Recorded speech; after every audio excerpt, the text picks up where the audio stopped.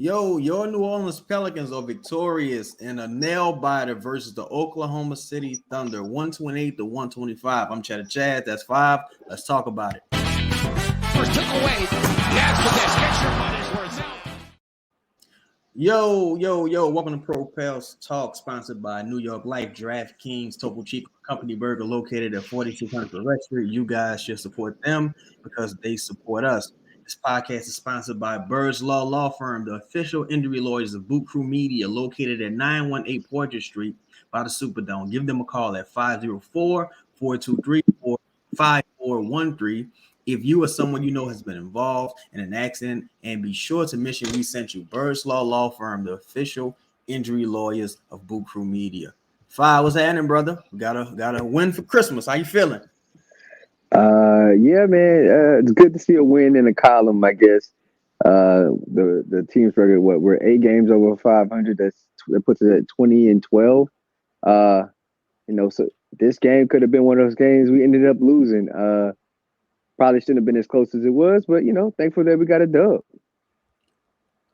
Yeah, it was an interesting game. It mimicked it mimicked the Phoenix game. It mimicked a lot. Yeah, it mimicked a lot of the games. A lot of games that we ended up losing. The games where we had leads and blew. And it doesn't matter that you didn't have Zion. It didn't matter that you didn't have Brandon. These same things are continuously happen. Right. No matter what. And I think, we're probably gonna get a little deeper into this. Pause. Like just the way the team plays in certain situations, especially when they have a lead, it's like they go away from things that work and try to do things.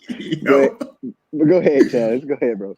Yo, bro, it's just some things are just inexcusable at this point. Yo, you can't keep like finding. You know how like you can spell 4. I mean, you can get the number 4 multiple ways. You can do 1 + 3, 3 + 1, 2 + 2. You know what I'm saying? 8 divided by 2. This team just finds a lot of ways to make the same mistakes. Like it's always just like, yo, just call a timeout right here, bro. All right. Yeah. Let's just talk about it. That play in general. Where you have a lead, you have a 3-point lead, right, and you're taking the ball out after a made basket. I think it has to be less than 10 seconds. I think it's almost 12. I think it's about 12. Like 12. It's less than 12. It was less than 12. 12 seconds on the clock, and you have a timeout when you most coaches immediately could just call that timeout. That way you don't have you can draw up something, right, to get the ball in bounds. That way you don't have to, have guys in the back court because it's closer to the other team's basket, right? Closer for them to score. You're kind of at a disadvantage because they're going to press you and try to trap you. And one, even though we've been in close games before, we haven't done well in these close games. So as a coach, you would want to, rally your troops, make sure we're doing on the right. We're all on the same page. We're doing the right things. That way, if anything push came to shove, we can make a play. We ended up, turning the ball over in the back court because CJ doesn't get a great angle and steps out of bounds, making a pass. Like, man, it just the same thing continuously happens, man. Somebody got to take the blame for it. My issue is just not learning from your past mistakes, right? Like, all right, if you're Willie Green, right? This is like, bro. Like we saw this early in the season with Matt Ryan hitting the game tying 3, and you going into overtime to lose that game ultimately to the Lakers. You saw it last year with Shai Gilgeous-Alexander hitting the game tying 3-pointer against this team, right? Well, against the Pelicans, right? In the same building. Same building. Virtually the same scenario, brother. Why wouldn't you after okay, let's say you messed up, you didn't call a timeout to advance the ball, CJ turned it over, whatever. CJ had 3 critical turnovers in it was rough. It was rough. But okay, on the ensuing possession, OKC, they go for a quick 2. They miss it. All right, you don't foul, whatever, right? They get the rebound. You don't foul again. At this point, you're in a scramble. Somebody's open. Somebody's open. If they find the open guy, it's over. Like, you know what I'm saying? It's going to be a tied game at minimum, right? Then, okay, Jax misses the rebound, right? You allow Shea to launch another 3, which could have potentially tied the game again. It's like, at what point are we learning here? Like, you can't just keep making the same exact mistakes. This is the 3rd blown lead. Is it 3rd in a row? No, because we beat the Spurs, but Utah blew it in 3rd. Suns blew it in the 3rd. That lead in the 3rd. This game, you blow this lead in the 3rd. It's like, what's happening here? Like, what do you take away from what you're seeing right now on the floor? I mean, if you keep telling me that the leads are getting blown in the 3rd, that means, one, either you're telling your team to continuously play as they're playing at halftime, knowing that the other team is going to make an adjustment. Like, you got to know that the other team is going to make a run in the 3rd quarter. How do you go against that? How do you stop their run that you know they're going to go against? Like, what is your game plan going against that said run that you know is going to happen? You always have to know what the other team's going to counter with when you have a big lead like that. You know they're going to try to get into the league. All right, let's cut it down to 15. All right, let's cut it down to 10 by this time. Like, you know, because you would do the exact same thing. Like, basketball is a repetitive sport. The same things continuously happens, but like, it's how you react to them. You know, yeah, you can have great players on your team, and that's fine. But how do you coach them to be, you know, significantly, you know, better at critical times? I mean, I think that's what coaching is, right? It's not necessarily the entirety of the game. It's more so like pivotal moments in the game. That's when you lean on a coach to get you through those moments, because maybe the players aren't seeing what you can see, and you can help them get through it. My thing also is, like, no one's asking Willie or the staff to reinvent the wheel. Just do what every other coach does. You don't need it's no one's asking you to be the best. Just don't make mind-boggling decisions consistently, because now there's a pattern emerging. Jaxson Hayes had an incredible game. What do you think about his performance tonight? Shout out to my boy Professor in the comments. He asked us in the comments on the last video, what do you think Jaxson can do to get more minutes? And shit, pardon me. Shoot, what you saw tonight, that's how you get more minutes. That's how you get how you get more minutes. Jaxson was doing things, and it's not going to show up on the stat sheet, that were really good. Like, I think the whole team needs to go through like a screen run where, like, the whole practice is screens. Like, the whole practice is learning how to set good screens on people, and also the person with the ball needs to, you know that they're setting a screen and then run their man off it. Like, because we get a ton of moving screen calls. Like, that's a consistent thing for us. But back to Jaxson, like, I think that he did really good things. Like, he knew where his areas of opportunities were for him to be at an advantage. Like, it may have not, you know, got him an assist or a point or a rebound, but there were things that he was doing. I was like, all right, he knows where he's going to get the ball or where he can get the ball. And then if he didn't get the ball, he's like letting people know, like, hey, I'm open. Like, I'm going to steal him here, boom, for a dunk.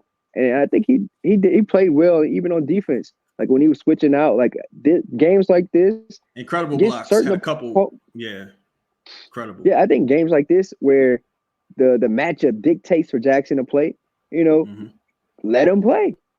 Yeah. Because at this point, you really got nothing to lose. You might as well throw them out there, because the goal when you got so many young guys, it has to be development. Yeah, you want to win, but if you get this version of Jax, which you won't always get, but it will help you win in certain scenarios where, you know, a guy like JV, I can't say JV was unplayable tonight, because I think we kind of avoided that situation too early. Like, you know. No. Let me talk. Can we talk about this real quick?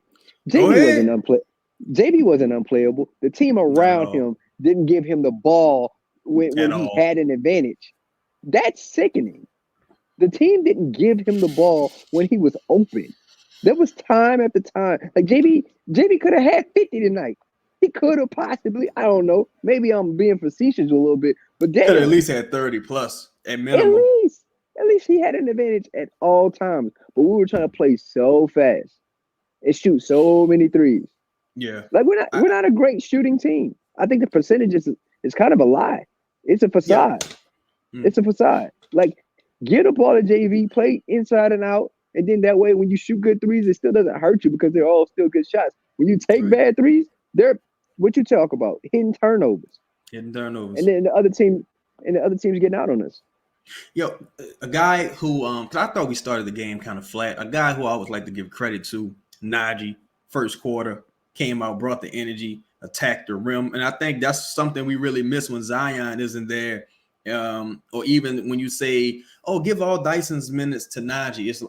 Give all Najee's minutes to Dyson. It's like, yo, Najee has another element to his game that Dyson doesn't have yet as far as attacking the rim, getting to the line, knocking down his free throws, and even finishing through contact. What do you say to a guy like Najee's performance tonight and even Herb Jones's performance tonight, who was incredible in the clutch?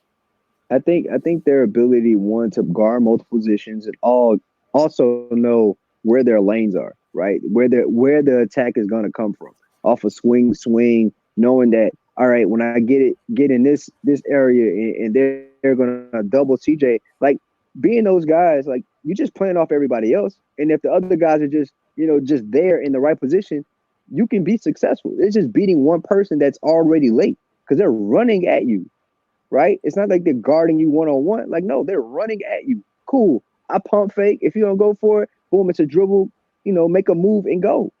It's really simple. Like, I think the 0.5 mentality is a great mentality to think about, especially with guys like Herb and Najee. Like Herb, especially backside cuts, diagonal cuts. I think he's perfect for that, right? And then the job, Shade, what he had 40, right? Mm-hmm. And yeah, again, 40. he getting a lot of buckets in the mid range. It's not like he ain't shooting a ton of threes. He getting buckets. Yeah, nah. So, and it's hard to stop him one-on-one. I think a lot of the stuff early on for Herb was the team wasn't helping him. Like he got to go through a screen, and then he getting beat front side, like giving a direct drive. And one person we're gonna have to talk about is Trey Murphy, but we're gonna get back to that.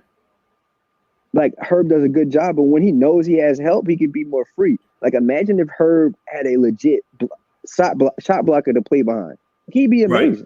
Right. He'd be truly amazing. He could gamble more. He could. It's like for people who may not understand what Five is saying. When you look at a guy like say you have a shutdown corner, right? You have let's say you have Deion Sanders on one side of the field. That side of the field is shut down as a safety. So Deion's afforded the opportunity to gamble a bit more. He could do press coverage a bit more. He could be more aggressive because he got support on the backside if something does go wrong.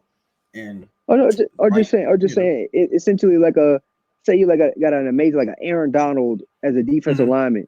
Like the quarterback doesn't have that much time to get rid of the ball, so you can play free because he ain't got that much time. So I can gamble on a lot.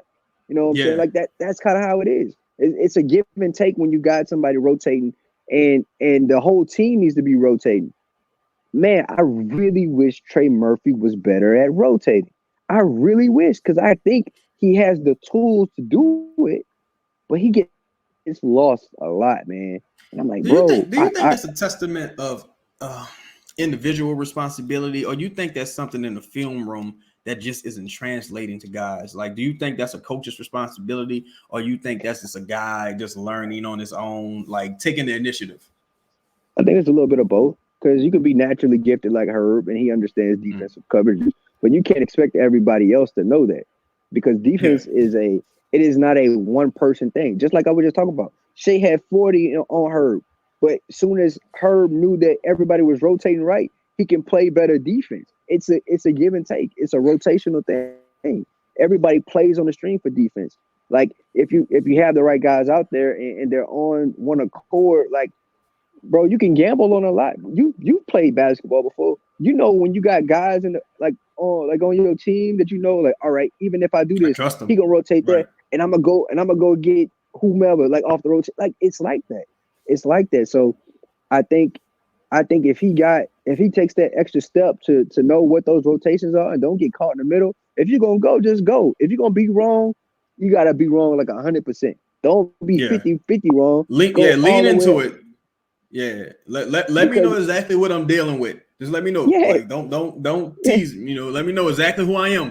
like who you are. Like don't do the right thing sometimes. Be wrong all the time. So I know, you can't be trusted. Like just let me know. No, I'm not saying not to be trusted, but like if say Trey rotates to the wrong person, like if he goes fully out there, then somebody else can go, has a better chance of getting to the right guy. Like it's all of those things. Like just be wrong. If you're gonna be wrong, go all the way wrong. Like go commit. Right. So that way, commit to it. That way, I can go off of what you just did and then we can fix it.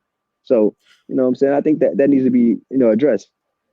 It's been my opinion, man, that this team this is probably one of the more difficult teams to evaluate just because of injury. And you see, like tonight, look, you take the win 10 times out of 10, right? But you have to appreciate that this is a poor process as we're seeing it right now, right? It's like you won, but kind of had them by 20. You are the better team on paper, supposedly. Like it's a lot of variables to this, right? I think this is an incredibly, difficult team to evaluate heading into the new year. Do you think you can get a firm evaluation on this team at this point, in your opinion? No, I don't think anybody can. And just even the national pundits, even saying like, oh, this team can get into the NBA Finals or the Western Conference Finals. It's a possibility. You can pretty much say that about anybody because the West, everybody got puncher's right chance. Not even more than the list. To be honest, more than a puncher's chance because we're at 2 games. We're probably 2 games, 3 games out of 8. That ain't nothing. We can lose 4 games in a row. We've done it before. We just showed you we can. So like that's not like out of the ordinary for that to happen. All I'm saying is I think we need to create good winning habits. Like I haven't seen that consistently. Like what do we do every night that's a good thing? If you can name it to me, let me know. Yeah. Even in the comments, like tell me what those items are. Because I don't know. I can't tell you. You can't even say effort really, because some nights you come out really flat, then you'll have, a nice run. Then you come out in the third quarter, you're flat. Then you fight an uphill battle in the fourth. It's so many ebbs and flows with this team, much like this season. But, it's always better to talk about corrections after a victory, man. So, Pels win. Good Christmas gift for everybody. Lakers playing right now. We hoping we praying on their downfall. I'm Cheddar Chaz. That's 5. Please be sure to like, comment, subscribe, hit that bell notification. Prayers to everybody dealing with, the weather craziness right now. I know it's wild out here with these snowstorms. This winter is starting off a beast. But, happy holidays to everybody. That's been today's show. We out. Peace.